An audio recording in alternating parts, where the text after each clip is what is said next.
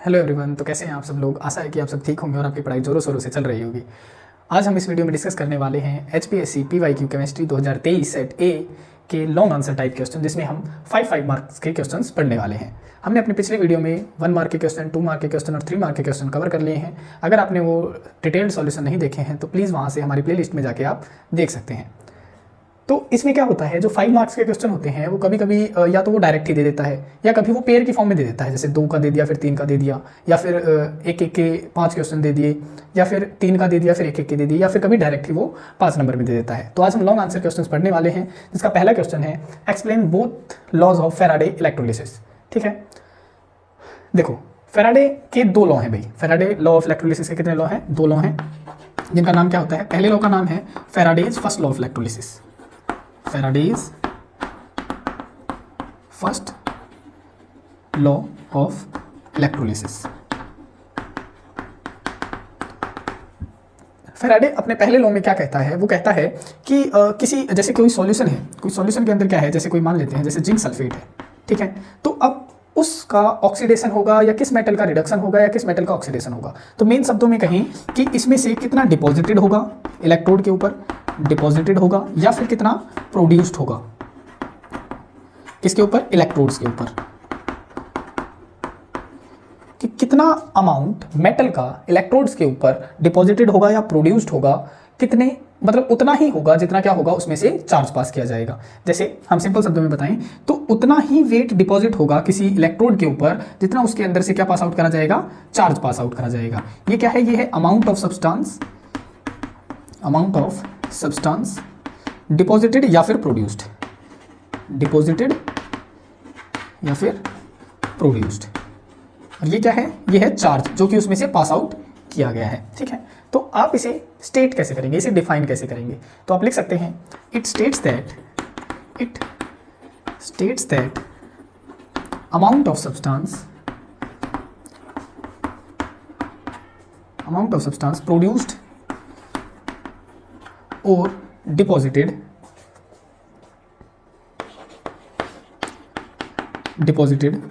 on electrode is directly proportional to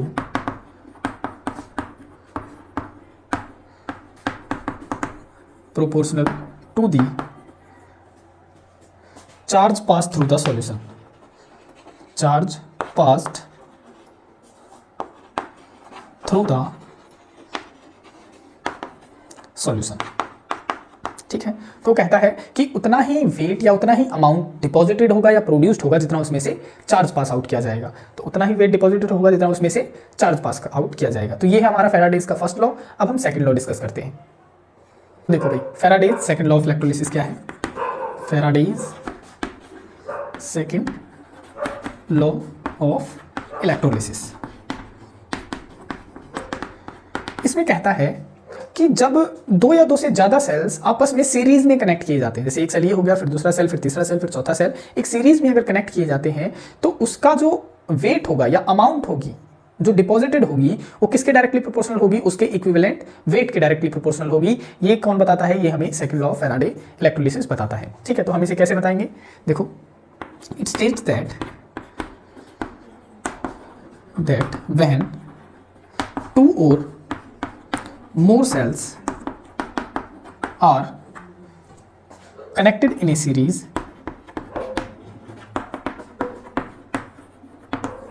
and charge is passed through its same, then the weight deposited or produced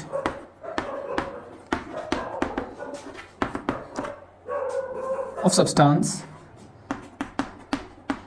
is directly proportional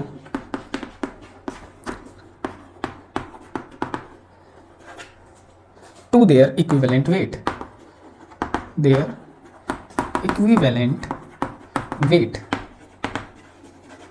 जैसे देखो हम एक example से समझते हैं। जैसे मान लेते हैं हमारे पास में एक सेल ये है, इसमें हमने जिंक सल्फेट का सॉल्यूशन डाल रखा है, ठीक है। एक यहाँ पे कैथोड है, एक यहाँ पे क्या है, इलेक्ट्रोड है, ठीक है। कैथोड है और एक एनोड है। दूसरा सेल ले लिया हमने, इसके अंदर क्या है, कॉपर सल्फेट हमने डाल रखा है सॉल्यूशन फॉर्म में, ठीक है। एक यहाँ पे कैथोड है, एक यहाँ पे क्या है, एनोड है। ये सीरीज हमने क्या कर दी, कनेक्ट कर दी इस तरीके से, ठीक है। इसमें से हमने करंट पास आउट करवा दिया, और जो करंट पास आउट करवाया है, जो चार्ज पास आउट करवाया है, वो कैसा करवाया है, सेम करवाया है दोनों में से ही, ठीक है। तो जो वेट डिपॉजिट होगा, यानी इनमें से कोई सा मेटल जो रिड्यूस्ड होगा या कोई सा मेटल क्या होगा, ऑक्सीडाइज्ड होगा, उसको किसके बराबर होगा, वो उनके इक्विवेलेंट वेट के बराबर होगा। तो आप लिख सकते हैं इस तरीके से भाई कि weight of zinc deposited is directly proportional to the equivalent weight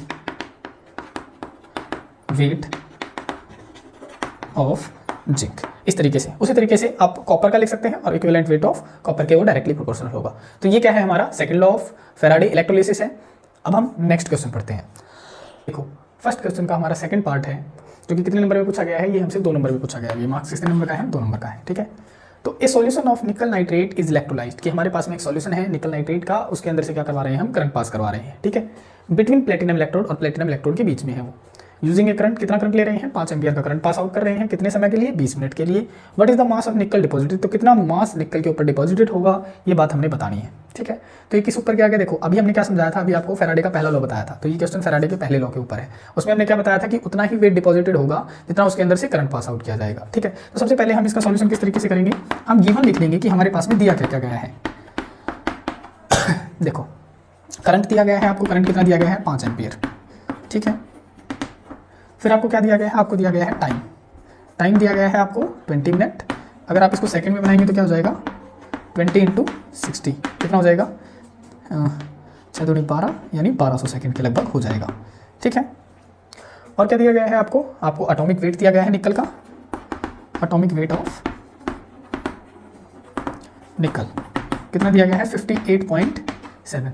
और देखिए और कुछ दिया गया है, नहीं दिया गया है, ठीक है। अब हमसे एक बात कह रहा है कि निकल डिपॉजिटेड होगा कैथोड के ऊपर, तो उसमें मतलब कितना वेट डिपॉजिटेड होगा। अब निकल यहाँ पे किस फॉर्म में प्रेजेंट है, देखो NO3 के ऊपर आपने देखा होगा, NO3 के ऊपर एक नेगेटिव चार्ज होता है। तो कितने NO3 है यहाँ पे, 2 है, तो 2 के ऊपर कितना चार्ज होगा, 2 नेगेटिव। और 2 नेगेटिव वाली चीज़ किसके पास में जाती है, 2 पॉजिटिव के पास में जाती है। तो निकल के यहाँ पे किस फॉर्म में प्रेजेंट है, +2 फॉर्म में प्रेजेंट है। तो निकल अगर +2 फॉर्म में प्रेजेंट है तो वो डिपॉजिटेड होगा, तो उसे कितने इलेक्ट्रॉन की आवश्यकता पड़ेगी, 2 इलेक्ट्रॉन की। तभी तो निकल किस फॉर्म में बनेगा, सॉलिड फॉर्म में बनेगा। तो तब जाके वो निकल क्या होगा, डिपॉजिट होगा आपका, है ना। अब देखो, अब हम लॉ इस्तेमाल करते हैं अपना Faraday first law of electrolysis amount निकालने के लिए। तो Faraday first law of electrolysis क्या कहता है, फर्स्ट लॉ क्या कहता है, वो कहता है कि उतना ही वेट डिपॉजिट होगा जितना आप उसके अंदर से चार्ज पास आउट करेंगे, है ना। इस प्रोपोर्शनलिटी कांस्टेंट को जब आप हटाते हैं तो क्या लग जाता है, यहाँ पे Z लग जाता है, Z इंटू चार्ज। और Z क्या है, Z है electrochemical equivalent weight, electrochemical equivalent weight, जो कि किसके बराबर होता है, जो कि बराबर होता है इक्विवेलेंट वेट अपॉन में 96,500 यानी 1 फैराडे, इसके बराबर ये होता है। और इक्विवेलेंट वेट किसके बराबर होता है, अगर आपको बता दें तो इक्विवेलेंट वेट होता है एटॉमिक मास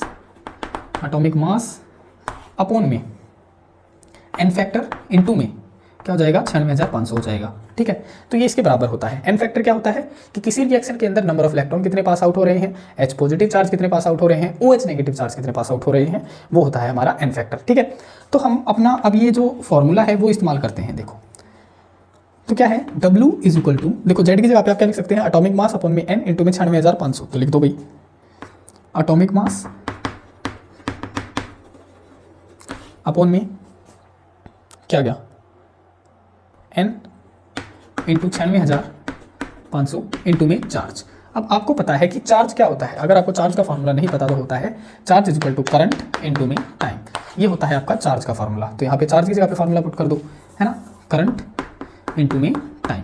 अब जो जो वैल्यूज आपको दी गई है उस सारी वैल्यूज यहाँ पे पुट कर दो, आपका आंसर आ जाएगा। देखो किस तरीके से, W is equal to atomic weight कितना है, ये दे रखा है एटॉमिक वेट आपको 58.7, ठीक है, अपॉन में n फैक्टर कितना है, कितने number of electron pass out हो रहे हैं रिएक्शन के अंदर से, 2 हो रहे हैं, तो आप 2 लिख देंगे इंटू में 96,500 इंटू में करंट कितना पास आउट हो रहा है, तो करंट हो रहा है आपके पास में 5 एम्पियर इंटू में टाइम कितना लग रहा है, 1200 सेकंड लग रही है, तो 1200, है ना, इज इक्वल टू, जब आप इसे सॉल्व करेंगे तो आपका आंसर आ जाएगा 1.824 ग्राम तो इतना वेट क्या हो रहा होगा आपका, इतना वेट आपका डिपॉजिटेड हो रहा होगा कैथोड के ऊपर।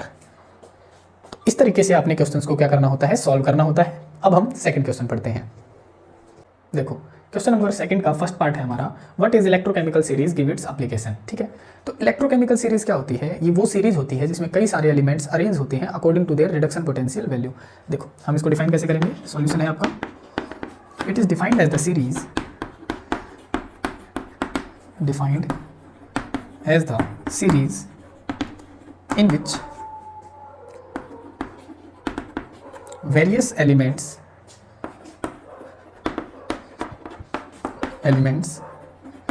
are arranged according to their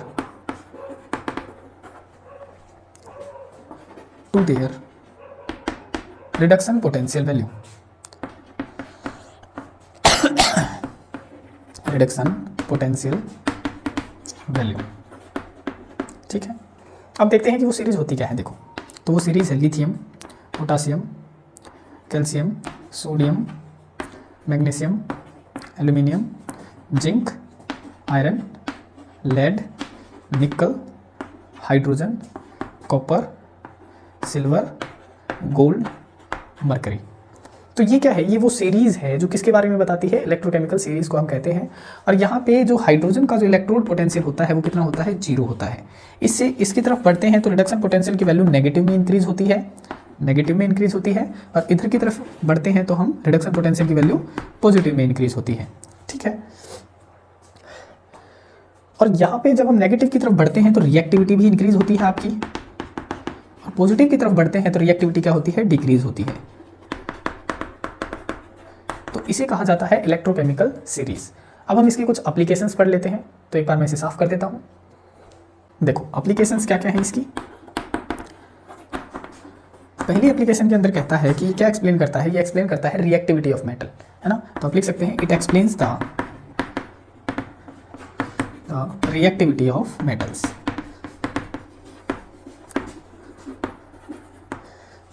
reactivity जो होती है मेटल्स की वो क्या होती है, वो इन्वर्सली प्रोपोर्शनल होती है किसके, ई नॉट रिडक्शन पोटेंशियल के, ई नॉट रिडक्शन पोटेंशियल वैल्यू के इन्वर्सली प्रोपोर्शनल होती है।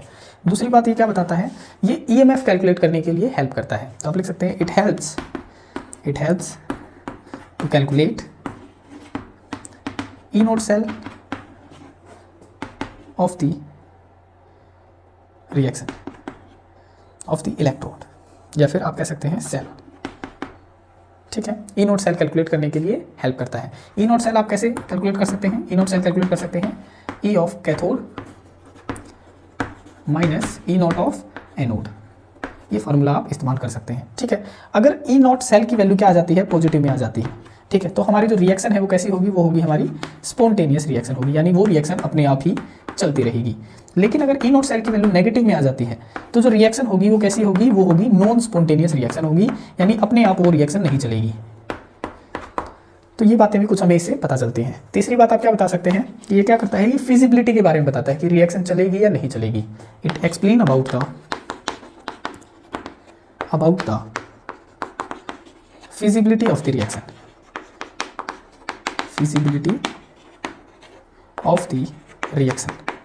फिजिबिलिटी कैसे भाई, जैसे ये है जिंक सल्फेट है आपके पास में, और अगर आप कॉपर के साथ में इसकी रिएक्शन करवाएंगे तो ये रिएक्शन नहीं चलेगी। कैसे पता चला नहीं चलेगी, क्योंकि आप कॉपर देखेंगे इसकी रिडक्शन पोटेंशियल की वैल्यू पॉजिटिव में होती है और इसकी नेगेटिव में होती है। तो ये क्या है, ये ज़्यादा रिएक्टिव है एज कम्पेयर टू दिस, तो ये रिएक्शन नहीं चलेगी। ठीक है, और क्या एप्लीकेशन है भाई इसकी, फोर्थ एप्लीकेशन आप बता सकते हैं कि किस रिएक्शन में से हाइड्रोजन लिबरेट करेगा, यानी निकलेगी या नहीं निकलेगी, इसके बारे में भी हमें ये जानकारी देता है। तो आप लिख सकते हैं it explain about the liberation of hydrogen gas, liberation of hydrogen gas. For example जैसे हम क्या ले लें, हम ले लें जिंक मेटल ले लें, प्लस में हाइड्रोजन सल्फेट के साथ में इसकी रिएक्शन करवाएं तो क्या होगा, देखो एक तो जिंक सल्फेट बन जाएगा, प्लस में हाइड्रोजन गैस निकल जाएगी। लेकिन अगर हम इसी के स्थान पे क्या ले लेते थे, अगर हम कॉपर ले लेते तो ये रिएक्शन चलती ही नहीं। समझ में आई बात, क्यों, क्योंकि ये क्या है, ज़्यादा रिएक्टिव है, इसने इसको रिप्लेस कर दिया तो ये बन गया। लेकिन कॉपर होता है इसके स्थान पर तो इसे रिप्लेस ही नहीं कर पाता, रिएक्शन नहीं चलती। ठीक है, तो अब हम इसका सेकेंड पार्ट करते हैं। देखो क्वेश्चन नंबर सेकंड का हमारा सेकंड पार्ट है, if A current of 0.5 ampere flows through a metallic wire, कि एक मेटल वायर है उसमें से इतना करंट हम पास आउट कर रहे हैं 2 घंटे के लिए, then how many electron would flow through the wire, तो 2 घंटे में कितने नंबर ऑफ इलेक्ट्रॉन फ्लो करेंगे उसके अंदर से, बस वो पूछना चाहता है। तो देखो इसका सॉल्यूशन आप किस तरीके से करेंगे। देखो हमें पता है कि जो चार्ज होता है वो किसके बराबर होता है, करंट इनटू में टाइम, और ये चार्ज क्या होता है, चार्ज ही तो क्या होता है, जितने number of electron pass out करते हैं उतना ही चार्ज होता है। तो ये क्या है, ये है नंबर ऑफ इलेक्ट्रॉन, चार्ज हमारा क्या है, नंबर ऑफ इलेक्ट्रॉन ही है। तो चार्ज हो गया, करंट कितना दे रखा है, करंट दे रखा है उसने 0.5 एम्पियर, इनटू में टाइम कितना दे रखा है, टाइम दे रखा है 2 घंटे। 2 घंटे को मिनट में बनाओगे तो 60 से मल्टीप्लाई करोगे, और उन्हें मिनट को अगर सेकंड में बनाओगे तो और 60 से आप मल्टीप्लाई करेंगे। तो यहाँ पे चार्ज आप जब इन्हें सॉल्व करेंगे तो कितना आ जाएगा, 3600 कूलम्ब आ जाएगा। ठीक है, अब ये तो आपका आ गया चार्ज, लेकिन उसने पूछा है कि कितने नंबर ऑफ इलेक्ट्रॉन आएंगे, तो चार्ज की फॉर्म में आ गया, कूलम्ब की फॉर्म में आ गया, है ना। तो आपको क्या पता है, आपको पता है कि एक फैराडे के अंदर कितने चार्ज होता है, 96,500 कूलम्ब चार्ज होता है ना। और इसके अंदर नंबर ऑफ इलेक्ट्रॉन कितने होते हैं, तो इसके अंदर नंबर ऑफ इलेक्ट्रॉन होते हैं 6.023 इंटू 10⁻23 नंबर ऑफ इलेक्ट्रॉन्स, इतने नंबर ऑफ इलेक्ट्रॉन इसके अंदर होते हैं। तो एक कूलम्ब चार्ज के अंदर आपसे पूछ ले जाए कि कितने नंबर ऑफ इलेक्ट्रॉन होंगे, तो होंगे 6.023 इंटू 10⁻23 अपॉन में 96,500 नंबर ऑफ इलेक्ट्रॉन, इतने नंबर ऑफ इलेक्ट्रॉन इसके अंदर होंगे। ठीक है, लेकिन अगर आपसे पूछ लिया जाए कि 3600 कूलम्ब की, क्योंकि यही हमारा क्वेश्चन है कि इसके अंदर बताना है कि कितने नंबर ऑफ इलेक्ट्रॉन होंगे, तो 3600 कूलम्ब के अंदर कितने नंबर ऑफ इलेक्ट्रॉन होंगे, तो होंगे 6.023 इंटू 10⁻23 अपॉन में 96,500 गुणा में क्या हो जाएगा 3600। तो जब आप इसे सॉल्व करेंगे मल्टीप्लाई करके, तो इसका आंसर आ जाएगा 2.25 इंटू 10⁻22 नंबर ऑफ इलेक्ट्रॉन, इतने नंबर ऑफ इलेक्ट्रॉन क्या है आपका आंसर आ जाएगा जब आप इसे सॉल्व करेंगे। चलो अब हम नेक्स्ट क्वेश्चन करते हैं। देखो क्वेश्चन नंबर 3 का फर्स्ट पार्ट है हमारा, ये एक नंबर में दिए गए हैं भाई। ठीक है, तो transition metals and many of their compounds और पैरामैग्नेटिक बिहेवियर, कि जो ट्रांजिशन मेटल्स होते हैं उनके कंपाउंड्स होते हैं वो पैरामैग्नेटिक बिहेवियर शो करते हैं, तो हमें एक रीजन बताना है। तो सबसे पहले हम ट्रांजिशन सीरीज बना लेते हैं, हम 3D सीरीज बना लेते हैं। देखो सॉल्यूशन करवा रहे हैं हम। ठीक है, 3D सीरीज में कौन कौन से एलिमेंट होते हैं, स्कैंडियम हो गया, टाइटेनियम हो गया, वेनेडियम हो गया, क्रोमियम हो गया, मैंगनीज हो गया, आयरन हो गया, कोबाल्ट हो गया, निकल हो गया, कॉपर हो गया और जिंक हो गया, है ना। इसके अंदर आप देखेंगे तो ये इसमें क्या होते हैं, नंबर ऑफ अनपेयर्ड इलेक्ट्रॉन कितने होते हैं, इसके अंदर 1 होता है, इसके अंदर 2 होते हैं, इसके अंदर 3 होते हैं, इसके अंदर 4 होते हैं, लेकिन एक्सेप्शन में इसके अंदर 5 दिखाई देते हैं, इसके अंदर भी 5। फिर यहाँ पे क्या हो जाते हैं, यहाँ पे 6 हो जाते हैं, यहाँ पे 7, यहाँ पे 8, यहाँ पे फिर से 10 हो जाते हैं और यहाँ पे भी 10 हो जाते हैं। ठीक है, तो आप देख रहे हैं कि स्कैंडियम से जब आप मैंगनीज तक जा रहे हैं तो नंबर ऑफ अनपेयर्ड इलेक्ट्रॉन क्या होते हैं, इंक्रीज होते हैं, number of unpaired electron increase होते हैं। लेकिन जब आप आयरन से कॉपर तक या फिर जिंक तक जाते हैं तो नंबर ऑफ अनपेयर्ड इलेक्ट्रॉन क्या होने शुरू हो जाते हैं, डिक्रीज होने शुरू हो जाते हैं, number of unpaired electron decrease होने शुरू हो जाते हैं। तो पैरामैग्नेटिक बिहेवियर क्यों शो किया जाता है, due to the presence of unpaired electron. तो आप इसका रीजन लिख सकते हैं। फर्स्ट का रीजन आप क्या लिखेंगे यहाँ पे कि transition metals show paramagnetic behaviour, paramagnetic behaviour due to the presence of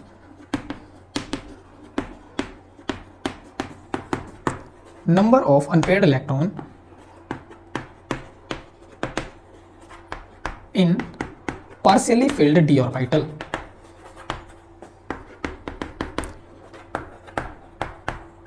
कि इनके अंदर क्या प्रेजेंट होते हैं, number of unpaired electron present होते हैं, इसीलिए वो क्या शो करते हैं, वो नेचर शो करते हैं पैरामैग्नेटिक बिहेवियर का। ठीक है, तो यहाँ से यहाँ तक तो क्या हो रहा है, पैरामैग्नेटिक प्रॉपर्टी इंक्रीज हो रही है और यहाँ से यहाँ तक पैरामैग्नेटिक प्रॉपर्टी क्या हो रही है, डिक्रीज हो रही है। तो आप लिख भी सकते हैं कि यहाँ से यहाँ तक तो पैरामैग्नेटिक प्रॉपर्टी इंक्रीज हो रही है और फर्दर क्या हो रही है, पैरामैग्नेटिक प्रॉपर्टी डिक्रीज हो रही है। तो पहला क्वेश्चन तो हो गया हमारा। अब सेकंड क्वेश्चन देखते हैं। The enthalpy of atomisation of transition metals are very high. कह रहा है कि जो एंथैल्पी ऑफ एटोमाइजेशन होती है वो ट्रांजिशन मेटल की जनरली ज़्यादा होती है, तो इसका भी हमें क्या बताना है, रीजन बताना है।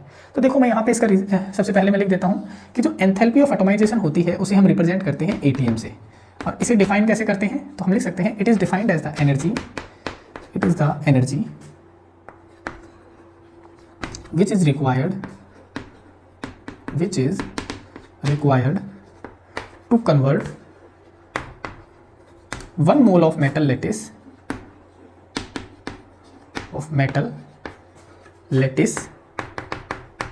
into gaseous atom, gaseous atom में कन्वर्ट करने के लिए जो एनर्जी हमें लगती है वो होती है हमारी एंथैल्पी ऑफ एटोमाइजेशन। ठीक है, तो ये इसकी डेफिनेशन हो जाएगी। अब हम इसकी डिपेंड बताते हैं कि एंथैल्पी ऑफ एटोमाइजेशन किन बातों पे डिपेंड करती है। तो एंथैल्पी ऑफ एटोमाइजेशन दो बातों पे डिपेंड करती है भाई। एक तो वो डिपेंड करती है नंबर ऑफ अनपेयर्ड इलेक्ट्रॉन, या फिर आप कह सकते हैं number of metal metal bond strength, कि जितने ज़्यादा मेटल मेटल बॉन्ड होंगे उतनी ही ज़्यादा एंथैल्पी ऑफ एटोमाइजेशन इंक्रीज होगी। Number of metal metal bond strength, तो देखो यहाँ पे जैसे जैसे नंबर ऑफ अनपेयर्ड इलेक्ट्रॉन बढ़ते जा रहे हैं वैसे वैसे मेटल मेटल बॉन्ड स्ट्रेंथ भी क्या होती है, इंक्रीज होती है। और यहाँ पे जैसे जैसे नंबर ऑफ अनपेयर्ड इलेक्ट्रॉन घटते जा रहे हैं यहाँ पे मेटल मेटल बॉन्ड स्ट्रेंथ क्या होती है, डिक्रीज होती है। और तो आप क्या कहेंगे कि यहाँ से यहाँ तक तो आपकी जो एंथैल्पी ऑफ एटोमाइजेशन है वो तो क्या हो रही थी, वो तो इंक्रीज हो रही थी, लेकिन यहाँ से यहाँ तक आपकी एंथैल्पी ऑफ एटोमाइजेशन क्या हो जाएगी, डिक्रीज हो जाएगी। ठीक है, तो एक रीजन तो आप ये बता सकते हैं। दूसरा रीजन किस पे डिपेंड करता है, ये डिपेंड करता है number of D overlapping, number of D overlapping. यानी इसका मतलब भी सेम ही है कि जितनी ज़्यादा डी ओवरलैपिंग होगी उतना ज़्यादा ही मेटल मेटल बॉन्ड स्ट्रेंथ क्या होगी, इंक्रीज होगी। तो ये सेम ही मतलब पैटर्न रहेगा कि यहाँ से यहाँ तक एंथैल्पी ऑफ एटोमाइजेशन इंक्रीज होगी, यहाँ से यहाँ तक क्या हो जाएगी, डिक्रीज हो जाएगी। तो ये हमारे क्या थे, एक एक नंबर में हमारे क्वेश्चन थे। अब हम नेक्स्ट पार्ट पढ़ लेते हैं इनका। देखो क्वेश्चन नंबर 3 है हमारा, थर्ड पार्ट है दैट, ये भी क्या है, हमारे एक एक नंबर में क्वेश्चन दिए गए हैं। ठीक है, the transition metal generally form coloured compound, की जो ट्रांजिशन मेटल्स होते हैं वो जनरली कौन से कलर्स हो करते हैं, मतलब कलर्ड कंपाउंड्स हो करते हैं। तो हमें रीजन बताना है। देखो तो पहली तो यही लाइन हो जाएगी, the transition metal generally form coloured compound due to the d transitions. किसकी वजह से शो करते हैं, ये डी ट्रांजिशन की वजह से शो करते हैं। डी ट्रांजिशन का मतलब क्या होता है कि इलेक्ट्रॉन जो है, इलेक्ट्रॉन डी से उछल के कहाँ चला जाता है, एक्साइटेड स्टेट में डी में ही चला जाता है, उसे कहा जाता है डी ट्रांजिशन। तो आप किस तरीके से आप लिख सकते हैं, जैसे हमने स्प्लिटिंग डायग्राम आपने देखा होगा, जैसे हम ऑक्टाहेड्रल का अगर हम बता दें तो यहाँ पे क्या हो जाता है, T2G होता है ना, T2G, और यहाँ पे क्या होता है, Eg और वाइटल होते हैं। तो मान के चलते हैं उसमें क्या है, एक इलेक्ट्रॉन प्रेजेंट है, आपका D1 कॉन्फिगरेशन का कोई मेटल है। ठीक है, तो करेगा जैसे कोई व्हाइट लाइट डलेगी, कोई विजिबल लाइट की कोई वेवलेंथ होगी, विजिबल लाइट की क्या होगी, कोई वेवलेंथ, विजिबल लाइट की। जैसे ही वो इस लाइट को एब्जॉर्ब करेगा, ये जो इलेक्ट्रॉन होगा वो क्या हो जाएगा, एक्साइटेड हो जाएगा। ये क्या हो जाएगा, एक्साइटेड हो जाएगा। और एक्साइटेड होने के बाद में ये इलेक्ट्रॉन उछल के कहाँ चला जाएगा, ग्राउंड स्टेट से एक्साइटेड स्टेट में चला जाएगा। और फिर क्या करेगा वो मतलब अपना कॉम्प्लीमेंट्री कलर शो करेगा। जैसे मान के चलते हैं यहाँ पे, जैसे इस डायग्राम से हम समझते हैं इस तरीके से, देखो VIBGYOR, विबग्योर, जो कि हमारी 7 लाइटें होती हैं, 7 कलर की हमारी लाइटें होती हैं। अगर उसने रेड कलर एब्जॉर्ब किया है, अगर यहाँ पे इलेक्ट्रॉन ने रेड कलर की वेवलेंथ को अगर उसने एब्जॉर्ब किया है, तो वो कौन सा कलर शो करेगा, इसका कॉम्प्लीमेंट्री कलर शो करेगा, जो कि क्या हो जाएगा, जो कि हो जाएगा ग्रीन कलर। कौन सा हो जाएगा, ग्रीन कलर। और अगर उसने ब्लू कलर एब्जॉर्ब किया होता तो उसका कॉम्प्लीमेंट्री कलर ऑरेंज होता था। अगर ब्लू किया होता तो उसका कॉम्प्लीमेंट्री कलर ऑरेंज हो जाता। ठीक है, तो इसका रीज़न क्या है, इसका मेन रीज़न यही है कि वो डी ट्रांजिशन की वजह से वो कलर शो करते हैं, वो पर्टिकुलर वेवलेंथ की लाइट को एब्जॉर्ब करते हैं और उसकी कॉम्प्लीमेंट्री कलर की लाइट को क्या करते हैं, शो करते हैं। तो आप लिख सकते हैं in D transition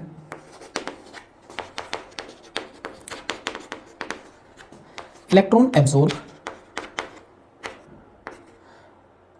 wavelength of particular light, wavelength of particular light and shows its complementary color। तो कॉम्प्लीमेंट्री कलर कौन सा हो जाएगा, मैंने आपको बता दिया, अगर रेड करेगा तो ग्रीन हो जाएगा, ब्लू करेगा तो ऑरेंज उसका कॉम्प्लीमेंट्री कलर हो जाएगा। ठीक है, अब हम सेकंड पार्ट को देख लेते हैं। सेकंड पार्ट में क्या कह रखा है कि transition metals act as good catalyst. तो इसका रीजन क्या है, देखो इसका रीजन हो सकता है, पहला रीजन तो ये है कि जो ट्रांजिशन एलिमेंट्स होते हैं वो क्या करते हैं, वेरिएबल ऑक्सीडेशन स्टेट शो करते हैं। Transition element shows variable oxidation state, वो वेरिएबल ऑक्सीडेशन स्टेट शो करते हैं, जो क्या करते हैं, उनके इंटरमीडिएट बनाने में उनकी हेल्प करते हैं। तो आप लिख सकते हैं transition element shows variable oxidation state which help in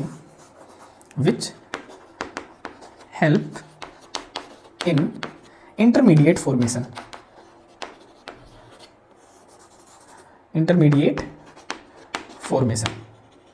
ठीक है। तो पहला रीजन तो आपका ये हो गया यहां से यहां तक।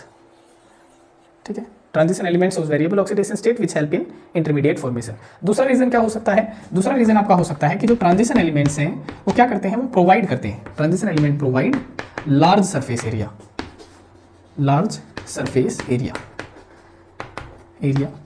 टू कैटलाइज द रिएक्शन,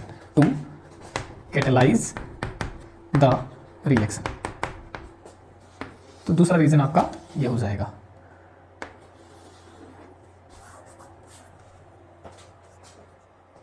अब हम इसका लास्ट पार्ट पढ़ लेते हैं। देखो क्वेश्चन नंबर 3 का 5th पार्ट है हमारा, draw the structure of MnO4 negative. ये भी हमारा 1 नंबर में है। तो MnO4 का नेगेटिव का स्ट्रक्चर क्या होता है भाई, MnO negative, double bond O, double bond O और डबल बॉन्ड O, ये इसका स्ट्रक्चर होता है MnO4 नेगेटिव का। अब हम नेक्स्ट क्वेश्चन पढ़ते हैं।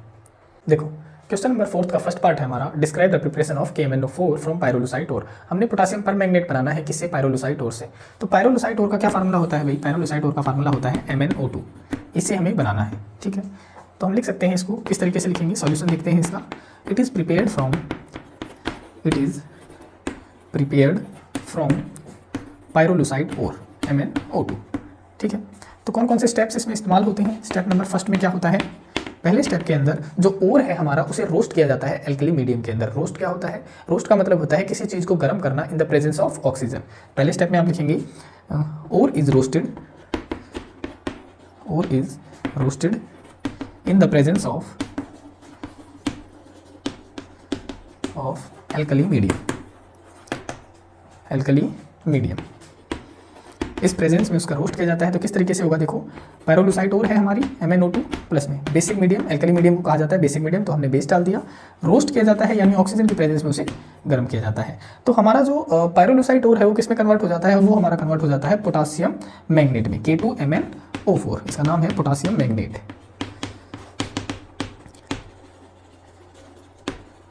प्लस में हमारा क्या रिलीज होता है, प्लस में हमारा वाटर मॉलिक्यूल रिलीज हो जाता है। ठीक है, सेकेंड स्टेप में आपका क्या होगा,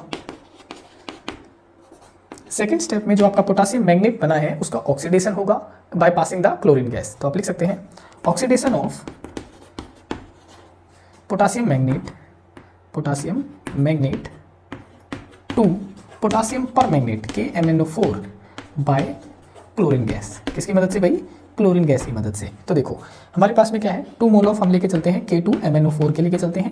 जैसे ही हम उसमें क्लोरीन गैस डालेंगे वो किस में कन्वर्ट हो जाएगा, वो कन्वर्ट हो जाएगा 2 mole of KMnO4 potassium permanganate में कन्वर्ट हो जाएगा, और प्लस में हमारा क्या निकल जाएगा, 2 मोल ऑफ KCl निकल जाएंगे। तो ये क्या है, ये प्रिपरेशन है, प्रिपरेशन के स्टेप्स हैं, कैसे हम पायरोलुसाइट ओर से क्या बनाते हैं, KMnO4 बनाते हैं। इसमें कुछ बातें ध्यान रखनी होती हैं। वो क्या होता है कि इसका जो कलर होता है KMnO4 का वो होता है पर्पल कलर। एक तो ये बात ध्यान में रखनी होती है, वो 1 नंबर में पूछ लेता है कि पोटासियम परमैंगनेट का क्या कलर होता है, तो आप बताएंगे पर्पल कलर होता है।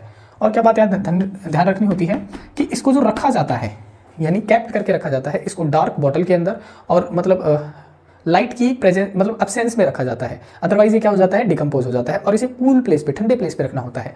तो आप लिख सकते हैं it is kept in dark bottle and cool place, यानी ठंडी जगह पे, cool place, otherwise it get decompose, otherwise क्या हो जाता है, ये डिकम्पोज हो जाता है। तो क्या आप लिख सकते हैं अदरवाइज इट गेट डिकम्पोज, ये डिकम्पोज हो जाएगा। ठीक है, तो वो रिएक्शन देख लेते हैं कि डिकम्पोज होने की रिएक्शन क्या होती है। वैसे तो हमने करना नहीं है, आप यहाँ तक छोड़ सकते हैं, अगर आपका मन करे तो आप कर लेना। किस तरीके से, देखो हमारे पास में KMnO4 है, अगर आप क्या करें उसको हीट कर दें,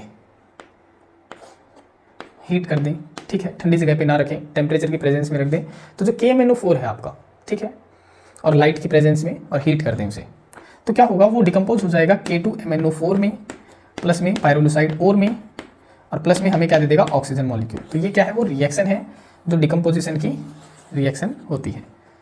तो आप याद रखना चाहें तो कर लें, अदरवाइज वहाँ तक आप छोड़ सकते हैं। अब हम सेकंड पार्ट करते हैं इस क्वेश्चन का। देखो भाई क्वेश्चन नंबर 4 का सेकंड पार्ट है हमारा, what are alloys, give 2 examples. Alloys क्या होते हैं, एलॉयज होते हैं भाई, एलॉयज मेटल्स ही होते हैं। एलॉयज क्या होते हैं, मेटल्स ही होते हैं। बस ये क्या होते हैं, मिक्सचर्स ऑफ मेटल होते हैं, मतलब 2 या 2 से ज़्यादा मेटल को आपस में कंबाइन करके एक मेटल बनाया जाता है, जिसे हम क्या कहते हैं, एलॉय कहते हैं। तो आप इसे डिफाइन कैसे करेंगे, it is the metal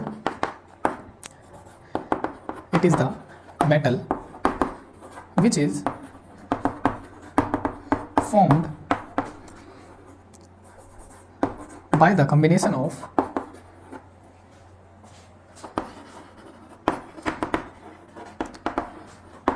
two or more metals। ठीक है, या तो आप इस तरीके से डिफाइन कर सकते हैं, या आप क्या बता सकते हैं, आप कह सकते हैं कि ये क्या होता है, होमोजीनियस मिक्सचर होता है 2 और मोर मेटल्स का। तो वो किस तरीके से लिख सकते हैं आप, it is the homogeneous mixture of two or more metals, two or more metals are called alloy, या आप इस तरीके से बता सकते हैं। एग्जांपल में आप क्या याद रखेंगे, एग्जांपल में आप याद रखना, एक तो ब्रास का एग्जांपल याद रख लेना और दूसरा एग्जांपल आप याद रख लेना ब्रॉन्ज का। कभी कभी इनमें से एक नंबर का क्वेश्चन भी पूछ लिया जाता है कि ब्रास किसका मिक्सचर है और ब्रॉन्ज किसका मिक्सचर है। तो ब्रास जो मिक्सचर होता है वो होता है कॉपर एंड टीन का, कॉपर एंड टीन का मिक्सचर होता है, ठीक है। और जो ब्रॉन्ज होता है वो मिक्सचर नहीं, ब्रास मिक्सचर होता है कॉपर एंड जिंक का, कॉपर एंड जिंक का मिक्सचर होता है। और जो ब्रॉन्ज मिक्सचर होता है वो होता है कॉपर एंड टीन का, कॉपर एंड टीन का। तो ये आप याद रखना। अब हम नेक्स्ट क्वेश्चन पढ़ते हैं। देखो क्वेश्चन नंबर 5 का ए पार्ट है जो कि 2 नंबर में पूछा गया है और उसमें भी 2 पार्ट पूछे गए, यानी एक नंबर का एक क्वेश्चन बन रहा है। पहले में पूछा गया है कैनिज़ारो रिएक्शन, दूसरे में पूछा गया है डीकार्बोक्सिलेशन रिएक्शन। तो आप सभी को पता है कैनिज़ारो रिएक्शन कौन शो करता है, केवल एल्डिहाइड शो करते हैं जिनमें अल्फा हाइड्रोजन नहीं होते हैं। तो हम क्या लिखेंगे, कैनिज़ारो रिएक्शन, या फिर आप लिख सकते हैं the aldehyde only, the aldehyde only can show Cannizzaro reaction with the action of concentrated NaOH, ठीक है। और एल्डिहाइड भी कौन से होने चाहिए, जिनमें कोई भी अल्फा हाइड्रोजन नहीं होना चाहिए, नो अल्फा हाइड्रोजन एटम, वो वाले एल्डिहाइड चलेंगे यहाँ पे, ठीक है। तो होता क्या है इस रिएक्शन के अंदर, हम इसको आपको मैकेनिज्म से समझाते हैं क्योंकि रिएक्शन से ये समझ में नहीं आती है रिएक्शन। तो हम मैकेनिज्म देख लेते हैं इसका। देखो क्या है, एल्डिहाइड है हमारे पास में HC⋯OH, फिर क्या होता है इस पे एक्शन देखा जाता है कंसंट्रेटेड NaOH का। हमें पता है इसके ऊपर पॉजिटिव चार्ज होता है, इसके ऊपर नेगेटिव चार्ज होता है। तो यहाँ से क्या होगा, ये वाले इलेक्ट्रॉन की जो मूवमेंट है वो शिफ्ट होती है इसकी तरफ, जिसके कारण इस पे आ जाता है नेगेटिव चार्ज, इस पे आ जाता है पॉजिटिव चार्ज। अभी नेगेटिव वाला कहाँ अटैक करता है, नेगेटिव वाला अटैक करता है पॉजिटिव के ऊपर, ठीक है। तो यहाँ पे अभी sodium metal as it is यहीं पे रहेगा, ये कहीं पे भी नहीं जा रहा है, ठीक है, ना ही अटैक कर रहा है। तो HCO नेगेटिव, यहाँ पे तो O नेगेटिव आ गया है, यहाँ पे H एज इट इज था, देखो यहाँ पे H एज इट इज था, यहाँ पे क्या अटैक हो गया है, OH का अटैक हो गया है। अब क्या होता है, अब दूसरा एल्डिहाइड ग्रुप आता है HC⋯OH, ठीक है। तो ये वाला हाइड्रोजन क्या करता है, ये वाला हाइड्रोजन अपने इलेक्ट्रॉन लेके साथ में किस पे अटैक कर देता है, इस कार्बन पे अटैक कर देता है, क्योंकि इस पे पॉजिटिव चार्ज होता है, इस पे नेगेटिव चार्ज होता है। अब हाइड्रोजन इलेक्ट्रॉन लेके जा रहा है तो नेगेटिव चार्ज है इसके ऊपर, ये इस पे अटैक कर देता है। अब कार्बन 5 बॉन्ड तो बना नहीं सकता, तो ये वाले जो इलेक्ट्रॉन होते हैं वो शिफ्ट हो जाते हैं इसकी तरफ, ठीक है। तो क्या बन जाता है, देखो अब ये क्या होता है, अब कार्बन 4 बॉन्ड बनाएगा तो ये वाले इधर को शिफ्ट हो जाते हैं। तो ये बना लेते हैं HC⋯OH प्लस में CH3O नेगेटिव। देखो CH2 तो था ही, एक यहाँ से गया तो CH3O नेगेटिव बन गया और ये वाला बन गया HC⋯OH, ठीक है। अब क्या होगा, अब जो यहाँ पे जो हमारा सोडियम मेटल बच गया था वो सोडियम मेटल यहाँ पे अटैक करेगा Na पॉजिटिव, ठीक है। तो यहाँ पे नेगेटिव चार्ज होता है, यहाँ पे पॉजिटिव चार्ज, ये वाला नेगेटिव आयन तो इस वाले हाइड्रोजन पे अटैक करता है और ये वाला पॉजिटिव आयन इस वाले ऑक्सीजन पे अटैक करता है। तो आपका बन जाता है HC⋯ONA नेगेटिव पॉजिटिव और एक बन जाता है आपके पास में CH3OH यानी मिथेनॉल। तो ये आपकी है कैनिज़ारो रिएक्शन। तो अगर आपके 1 नंबर में पूछी जाती है 2 नंबर में, तो आपने इसका मैकेनिज्म ही लिख के आना होता है। अब हम इसका सेकंड पार्ट पढ़ लेते हैं। सेकंड पार्ट में क्या कह रहा है, डीकार्बोक्सिलेशन रिएक्शन कह रहा है। तो देखो डीकार्बोक्सिलेशन रिएक्शन क्या होती है, कार्बोक्सिलिक एसिड को रिमूव करना ही क्या कहलाता है, डीकार्बोक्सिलेशन रिएक्शन कहलाती है। तो इसमें हम क्या देखते हैं, सेकंड पार्ट का अगर हम सॉल्यूशन करें तो इसमें एक्शन ऑफ सोडा लाइम देखा जाता है, एक्शन ऑफ सोडा लाइम। अब सोडा लाइम का फार्मूला क्या होता है, इसका होता है NaOH ओब्लिक में CaO। इन दोनों के मिक्सचर को ही कहा जाता है सोडा लाइम, सोडियम हाइड्रोक्साइड और कैल्शियम ऑक्साइड के मिक्सचर को, ठीक है। तो मान लेते हैं हमारे पास में कोई कार्बोक्सिलिक एसिड है CH3C⋯OH, एसिटिक एसिड है ये हमारा, एसिटिक एसिड। जैसे ही इसके अंदर क्या डाला जाएगा, सोडा लाइम डाला जाएगा, NaOH ओब्लिक में CaO in the presence of small amount of heat. तो ये क्या करेगा, यहाँ से ये कार्बन डाइऑक्साइड मॉलिक्यूल क्या कर देगा, बाहर निकाल देगा, -CO2 बाहर निकाल देगा और यहाँ पे CH3 था, ये वाला H मॉलिक्यूल इससे जुड़ जाता है तो ये बन जाता है CH4 मीथेन बन जाता है। तो इस रिएक्शन को कहा जाता है डीकार्बोक्सिलेशन रिएक्शन। 1 नंबर में आता है तो आप इतना ही लिख के आएंगे, इससे ज़्यादा लिखने की जरूरत नहीं है।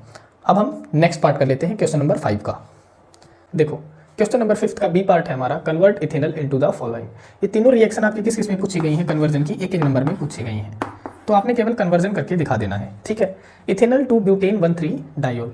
देखो इथ मतलब 2 कार्बन, ब्यूट मतलब 4 कार्बन, सीधा 2 से किस पे जा रहा है, डबल पे जा रहा है। तो इसका मतलब क्या है, इन रिएक्शन में आप क्या कर सकते हैं, देखो यहाँ पे देखोगे इथ ब्यूट, मतलब 2 से सीधा डबल, इथ ब्यूट 2 से सीधा डबल, यानी यहाँ पे क्या हो सकता है, यहाँ पे आपकी एल्डोल कंडेंसेशन रिएक्शन हो सकती है, क्योंकि एल्डोल कंडेंसेशन में क्या होता था, 2 इथेनॉल यानी एल्डिहाइड के मॉलिक्यूल हम लेके चलते थे, तब जाके हम क्या करते थे, डाइल्यूट NaOH की प्रेजेंस में उसकी कंडेंसेशन करवा देते थे। तो यहाँ पे जो लगभग ये तीनों जो रिएक्शंस हैं वो एल्डोल कंडेंसेशन के प्रति ही हमें लग रही हैं। तो हम करके देख लेते हैं। सबसे पहले हम पहली रिएक्शन करते हैं, फर्स्ट का सॉल्यूशन हम करते हैं। इसमें क्या कह रहा है, इथेनॉल, तो इथेनॉल का पहले स्ट्रक्चर बना लो, CH3 C double bond OH, ठीक है। अब दूसरा भी इथेनॉल बना लो, क्योंकि एल्डोल कंडेंसेशन में हम क्या करते थे, 2 मॉलिक्यूल लेके चलते थे एल्डिहाइड के, तो CH2 और वहाँ पे क्या करते थे, अल्फा अटैक करवाते थे, अल्फा हाइड्रोजन का, तो ये अल्फा कार्बन हो गया, अल्फा हाइड्रोजन हो गया, C डबल बॉन्ड OH, और किसकी प्रेजेंस में करते थे, डाइल्यूट NaOH की प्रेजेंस में करते थे, है ना। तो क्या होता था इसमें, देखो इसके पास में क्या होते थे, लोन पेयर ऑफ इलेक्ट्रॉन होते थे। ये लोन पेयर ऑफ इलेक्ट्रॉन इस हाइड्रोजन पे अटैक करते थे, हाइड्रोजन पे जैसे ही अटैक करते थे, यहाँ से क्या होते थे, ये इलेक्ट्रॉन इस पे अटैक करते थे, जिसके कारण इसके ऊपर क्या आ जाता था, नेगेटिव चार्ज आ जाता था। अब ये नेगेटिव चार्ज किस पे अटैक कर देते थे, इस कार्बन पे अटैक कर देते थे। तो इस तरीके से रिएक्शन चलती थी। अब जो चीज़ें हुई हैं वो एज इट इज लिख दो, बस कोई कहीं पर भी नहीं जा रहा है, सिर्फ एज इट इज लिखा जाएगा। तो CH3 था, CH3 लिख दिया, C सिंगल बॉन्ड, अब क्या आ जाएगा, OH आ जाएगा, C सिंगल बॉन्ड OH आ गया, ठीक है। अब ये H को मैं नीचे अटैच कर देता हूँ, तो मैंने नीचे अटैच कर दिया, सिंगल बॉन्ड, ये क्या आ गया, CH2 इससे अटैच हो रहा है, देखो ये कार्बन से अटैच हो रहा है, तो single bond CH2 single bond C double bond OH हो गया, ठीक है। अब देखो क्या कह रहा है, इथेनॉल ब्यूटेन 1,3 डाइयोल, देखो 1 2 3 4 यानी ब्यूटेन का स्ट्रक्चर तो बन चुका है, लेकिन 1,3 डाइयोल और कह रहा है कि एक तो 1 पे और लगाओ, एक 3 पे डाइयोल लगाओ, है ना। तो यहाँ पे आप क्या कर दें, इसकी रिडक्शन कर दें। रिडक्शन आप कोई से भी रिड्यूसिंग एजेंट से कर सकते हैं। हम यहाँ पे NaBH4 सोडियम बोरोहाइड्राइड इस्तेमाल कर सकते हैं, जो कि क्या है, जो रिड्यूसिंग एजेंट है। और रिडक्शन का क्या काम होता है, हाइड्रोजन को प्रोवाइड करवाना। देखो यहाँ पे 2 बॉन्ड है, जैसे ही एक बॉन्ड टूटा, एक हाइड्रोजन यहाँ आ गया, एक हाइड्रोजन यहाँ आ गया, ठीक है। तो बन गया हमारा, बस एक ही बॉन्ड तोड़ना है हमें, ये क्या करवाता है, पार्शियल रिडक्शन करवाता है। तो देखो अब क्या बन जाएगा हमारा, इसको एरो को हम इधर को घुमा देते हैं। देखो CH3 था, CH3 है, सिंगल बॉन्ड C, OH था, OH है, H था, H है, single bond CH2 single bond C। अब देखो ऊपर बन गया है OH, है ना, सिंगल बॉन्ड, देखो C H और H क्या बन गया, CH2, तो ये क्या बन गया, H यहाँ पे आ गया और एक H यहाँ पे आ गया। तो देखो अब इसका नाम क्या बन चुका है, देखो अगर आप नाम लिखेंगे तो 1 2 3, यानी क्या है, कितने कार्बन है, 1 2 3 4 है, तो 4 का क्या लग जाएगा, ब्यूट, 4 का लग गया ब्यूट, और 1 3 3 पे क्या है, डाइयोल है, तो 1,3 डाइयोल, ये क्या बन गया आपका, ब्यूटेन 1,3 डाइयोल बन चुका है एल्डोल कंडेंसेशन से। तो पहला सॉल्यूशन आपका ये हो गया, ठीक है। अब हम सेकंड क्वेश्चन कर लेते हैं। देखो हमने क्या बनाना था, इथेनॉल से हमें ब्यूट 2 इनल बनाना था, है ना। मतलब अब हमें क्या करना पड़ेगा, देखो चलेगी हमारी एल्डोल कंडेंसेशन ही, इथेनॉल है हमारा, ठीक है, ब्यूट 2 इनल बनाना है। सिर्फ हम क्या कर सकते हैं, देखो ये वाला जो हाइड्रोजन था हम इसे इस तरीके से लिख सकते हैं, एक हाइड्रोजन यहाँ, एक हाइड्रोजन यहाँ, ठीक है। और जैसे ही अगर मैं इसके अंदर क्या कर दूं, अगर मैं इसके अंदर हीट डाल दूं तो क्या हो जाएगा, वाटर मॉलिक्यूल रिलीज हो जाएगा। किस तरीके से, देखो ये वाला हाइड्रोजन क्या करेगा, ये इलेक्ट्रॉन अपने इधर ट्रांसफर कर देगा, यहाँ से निकलेगा एज एन H पॉजिटिव, और यहाँ से ये वाला क्या करेगा, यहाँ से निकलेगा OH नेगेटिव, OH नेगेटिव। तो वाटर मॉलिक्यूल निकल चुका है बाहर, वाटर मॉलिक्यूल हमने बाहर निकाल दिया, बचेगा क्या, अब जो बचा है वो एज इट इज लिख दो। देखो CH3 सिंगल बॉन्ड C, ये निकल चुका है, सिर्फ हाइड्रोजन बचा है नीचे, तो मैं CH लिख देता हूँ। डबल बॉन्ड, देखो सिंगल था, अब ये डबल बॉन्ड हो चुका है, तो मैंने डबल बॉन्ड लगा दिया। फिर क्या है, CH है, तो मैंने CH लिख दिया। फिर क्या है, single bond C double bond OH, single bond C double bond OH। तो देखो ये क्या बन गया, देखो 4 कार्बन है, 4 कार्बन है तो ब्यूट हो गया, ठीक है। कितने नंबर पे इन है, तो 1 2 2 पे क्या लगा हुआ है, इन ग्रुप, तो ब्यूट 2 इन, और इसका क्या लगता है, अल ग्रुप लगता है, तो ये बन गया हमारा ब्यूट 2 इनल, ब्यूट 2 इनल। तो सेकंड भी हमारा हो गया, ठीक है। सेकंड रिएक्शन भी आपने फर्स्ट पूछी थी, तो फर्स्ट वाली ये वाली हो जाएगी, सेकंड पूछता है तो यहां से ये वाली हो जाएगी, ये सेकंड वाली रिएक्शन हो गई। अब थर्ड देखो, इथेनॉल 2 ब्यूट 2 इनोइक एसिड, देखो ब्यूट 2 इनल तो बन चुका है, सिर्फ इनोइक एसिड यानी एल्डिहाइड को हमें कन्वर्ट करना पड़ेगा ओइक एसिड में। तो वो हमारे लिए क्या करते थे, हम ऑक्सीडाइजिंग एजेंट का इस्तेमाल कर सकते थे। आपने सुना होगा कि टॉलन रिएजेंट एक ऑक्सीडाइजिंग एजेंट था, एक था फेलिंग सॉल्यूशन। टॉलन रिएजेंट क्या करता था कि कोई सा भी एल्डिहाइड हो, चाहे आपका एलिफेटिक एल्डिहाइड हो, चाहे आपका एरोमेटिक एल्डिहाइड हो, दोनों को ही क्या कर सकता है, ऑक्सीडाइज कर सकता है। लेकिन फेलिंग सॉल्यूशन ऐसा नहीं कर सकता था, वो केवल एलिफेटिक एल्डिहाइड को ही क्या कर रहा था, ऑक्सीडाइज कर सकता था। तो ये क्या है आपका एलिफेटिक एल्डिहाइड है। हम यहाँ पे क्या डाल देते हैं, अगर मैं यहाँ पे टॉलन रिएजेंट डाल दूं, टॉलन रिएजेंट, इसका फार्मूला क्या था, इसका फार्मूला था अमोनिकल सिल्वर हाइड्रोक्साइड, AgNH3 का ट्वाइस OH नेगेटिव। ये इसका फॉर्मूला था, अमोनिकल सिल्वर हाइड्रोक्साइड। जैसे ही ये डाला जाता है, ऑक्सीडाइजिंग एजेंट का काम करता है, ये CHO को किस में कन्वर्ट कर देता है, COOH में कन्वर्ट कर देता है। तो इस तरीके की स्ट्रक्चर बना देगा, CH3 CH double bond CH single bond COOH। इसका नाम क्या बन गया, ब्यूट 2इन ओइक एसिड। तो अगर आपसे पहला कन्वर्जन पूछा जाता है तो आप सीधी रिएक्शन करवा दें ये वाली, अगर आपसे दूसरा कन्वर्जन पूछा जाता है तो आप ये वाली रिएक्शन करवा दें, अगर आपसे तीसरा कन्वर्जन पूछा जाता है तो आप ये वाली रिएक्शन करवा सकते हैं। अब हम नेक्स्ट क्वेश्चन पढ़ते हैं। देखो क्वेश्चन नंबर 6 है हमारा, describe the reaction with the help of the equation. हमें इक्वेशन की हेल्प से इन रिएक्शन को क्या करना है, एक्सप्लेन करना है। तो सबसे पहली रिएक्शन है हमारी क्रॉस एल्डोल कंडेंसेशन रिएक्शन। हमें पता है क्रॉस एल्डोल कंडेंसेशन रिएक्शन कब चलती है, ये चलती है जब दो मॉलिक्यूल आपके एल्डिहाइड या कीटोन के लिए जाते हैं और दोनों क्या हो, डिफरेंट मॉलिक्यूल हो, ठीक है। और उनके अंदर क्या होना चाहिए, एटलीस्ट एक मॉलिक्यूल के अंदर अल्फा हाइड्रोजन एटम होना चाहिए। और किसकी प्रेजेंस में चलती है रिएक्शन, डाइल्यूट NaOH की प्रेजेंस में रिएक्शन चलती है। तो हम इसको लिखेंगे कैसे, सबसे पहले हम इसका थ्योरेटिकल पोर्शन देख लेते हैं, सॉल्यूशन करते हैं, सॉल्यूशन नंबर फर्स्ट पार्ट का, ठीक है। तो हम इसमें क्या करेंगे, हम इसमें बताएंगे कि it involves the condensation of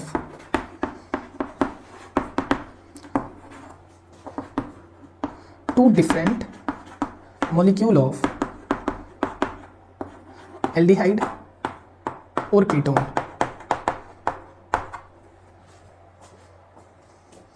One should have alpha H atom. केवल एक के पास में क्या होना चाहिए, अल्फा H एटम होना चाहिए। Otherwise it give mixture of 4 products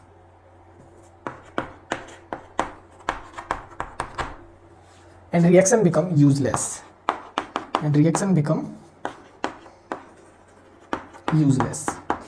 तो हम क्या करेंगे, हम केवल वही रिएक्टेंट मॉलिक्यूल लेके चलेंगे जिनमें केवल एक ही अल्फा H एटम होता है। तो देखो रिएक्शन किस तरीके से चलेगी, तो हम सबसे पहले लेते हैं HCOOH। एक तो ये हमने मॉलिक्यूल ले लिया एल्डिहाइड का जिसमें कोई भी अल्फा H एटम नहीं है।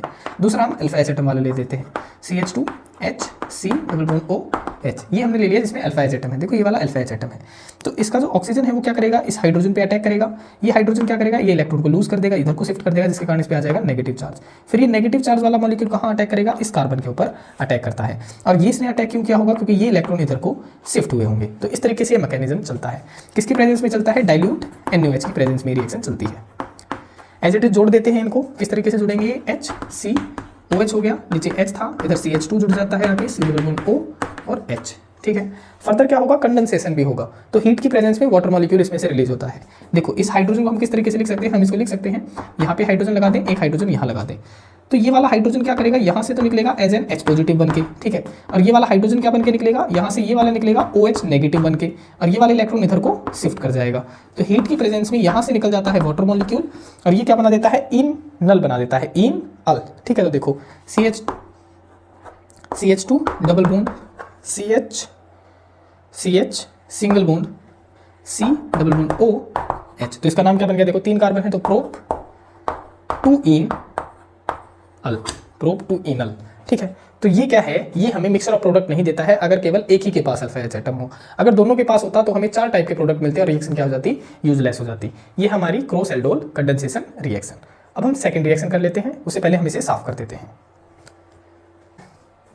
देखो क्वेश्चन नंबर 6 का सेकंड पार्ट है हेल-वोल्हार्ड-जेलेंस्की रिएक्शन।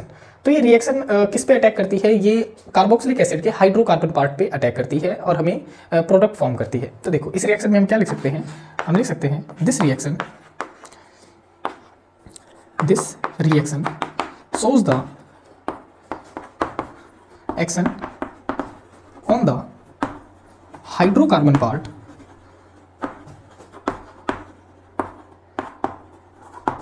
of carboxylic acid।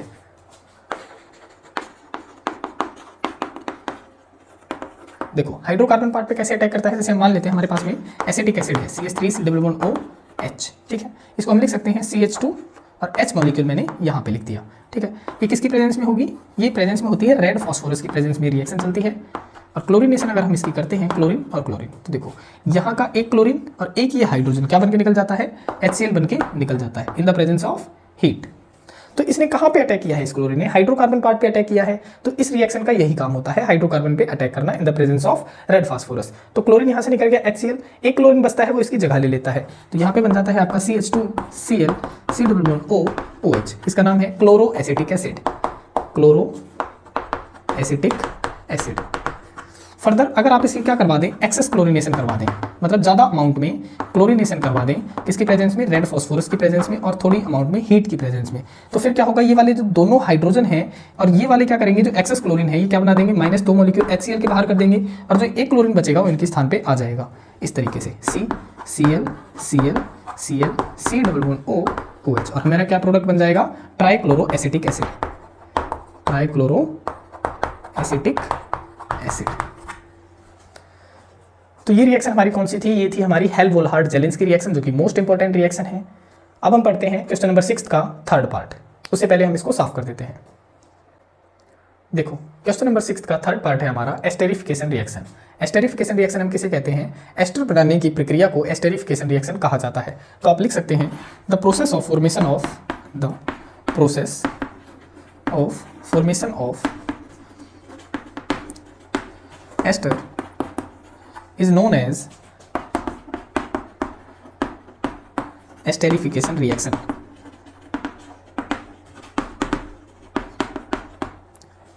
इसमें किन किन के बीच में रिएक्शन होती है तो आप वो भी बता सकते हैं कि इसमें कार्बोक्सिलिक एसिड और अल्कोहल मॉलिक्यूल के बीच में क्या होती है? रिएक्शन होती है। तो आप लिख सकते हैं इट इन्वॉल्व्स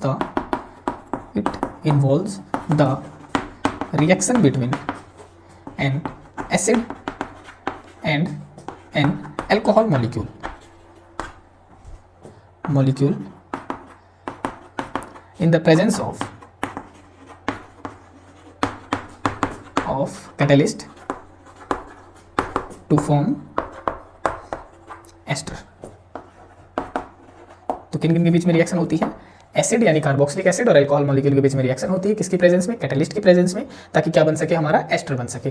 तो देख लेते हैं, हमारे पास में कार्बोक्सिलिक एसिड है CH3COOH, प्लस में अल्कोहल मॉलिक्यूल हम लेके चलते हैं CH3OH ले लेते हैं, ठीक है। तो देखो इसका OH मॉलिक्यूल और इसका H molecule in the presence of heat कह लें, कैटलिस्ट कह लें, इसका H मॉलिक्यूल इसका OH मॉलिक्यूल क्या रिलीज कर देगा? वाटर मॉलिक्यूल रिलीज कर देगा। बाकी का जो ये मॉलिक्यूल है ये आपस में अटैच हो जाते हैं, CH3COOCH3, ये क्या बन गया? हमारा एस्टर बन गया। तो इस तरीके से ये यहाँ पे हमारा जो 6th क्वेश्चन था वो खत्म हो जाता है। ये आपकी इस सीरीज़ का लास्ट क्वेश्चन था, लॉन्ग आंसर सीरीज़ का लास्ट क्वेश्चन था। आज के लिए इतना ही। पढ़ते रहिए, बढ़ते रहिए,